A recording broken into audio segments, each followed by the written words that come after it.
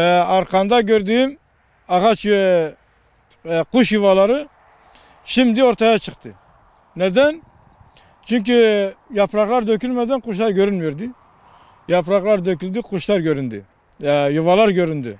Şu anda kuş yok. Şu an kuşlar Hasankeyf tarafına gitmiş, göç etmişler yani. İlkbaharda geliyorlar, sonbaharda göç edip gidiyorlar. Vallahi hangi kuş? Kund geliyor, kışık geliyor, reşhele geliyor, serçe kuşları geliyor, sığırcık kuşları geliyor. Hani türlü kuş geliyor. Hani manzara güzeldir.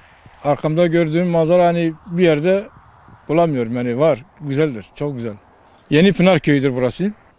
Batman'a bağlı bir köydür. Kurmancı Kelpiço.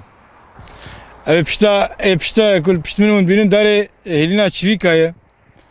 O çivikci vega hiç hareket ne öyle yani. Çivik hatta vega manzam butkurdene.